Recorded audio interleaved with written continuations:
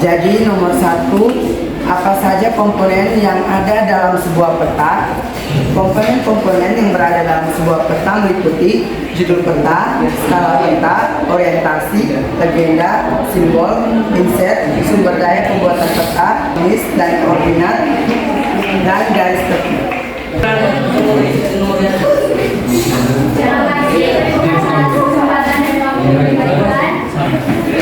Jadi pertanyaan yang kami dapat itu adalah nomor 2. Pertanyaannya, mengapa peta umum dan peta khusus berbeda? Dan jelaskan. Jadi menurut kelompok kami, karena peta umum dan peta khusus itu memiliki perbedaan yang signifikan dalam hal tujuan, informasi yang disajikan, dan penggunaannya. Peta umum itu memberikan gambaran umum permukaan bumi, sedangkan peta khusus itu menyajikan informasi spesifik mengenai suatu tema atau pemilihan jenis peta bergantung pada kebutuhan dan tujuan penggunanya.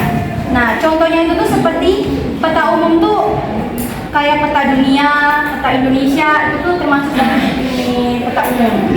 Kalau peta khusus tuh seperti curah hujan, resiko bencana, persebaran jenis tanaman. Jadi dia lebih spesifik di satu itu saja.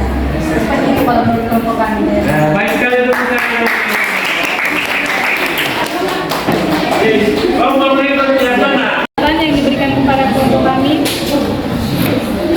Pertanyaan yang kami dapat, mengapa harus mengerti dan memahami komponen itu? Karena dapat membantu menginterpretasikan informasi yang disajikan dan juga dapat mempermudah interpretasi informasi, menentukan orientasi lokasi, menggunakan informasi dengan tepat, dan menghindari kesalahan interpretasi.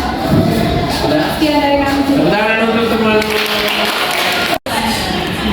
Yang pertama, kita bisa melihat fenomena dalam sebuah peta dengan melihat dari teknologi, pahami simbol dan legenda, lalu baca judul dan keterangan. Nah, contoh kita melihat kita melihat fenomena dalam sebuah peta seperti melihat gempa bumi dan kita mendapatkan informasi dari BMKG yang menunjukkan adanya gempa bumi di sebuah peta. Itu dari kelompok kami. Mengerti dan memahami komponen-komponen peta itu sangat penting. Jadi menurut hasil diskusi kami adalah memahami komponen peta itu sangat penting karena dapat menentukan lokasi arah dan jarak secara tepat serta membaca informasi geografis seperti ketinggian, penggunaan lahan dan bentuk wilayah untuk navigasi dan perencanaan yang akurat. Sekian dari kelompok kami, terima kasih. Kepada kelompok kami. Jadi pertanyaan yang kami dapat itu bagaimana cara menemukan informasi yang benar tentang fenomena dalam peta. Yang pertama dapat kita lihat dari judul peta, yang dimana judul peta itu memuat isi yang ada di dalam peta.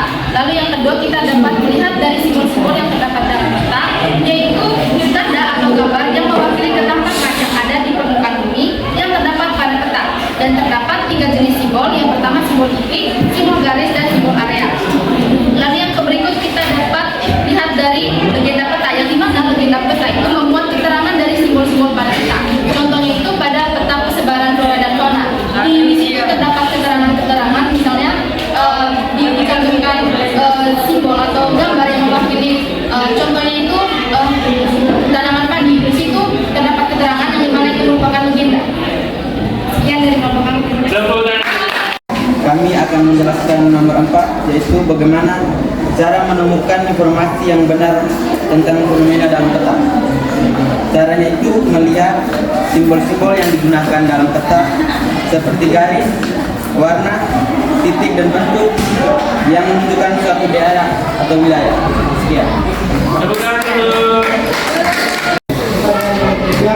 Mengapa mengerti dalam memahami komponen peta itu sangat penting? Memahami komponen peta sangat penting untuk menginterpretasikan informasi yang disajikan. Terima kasih.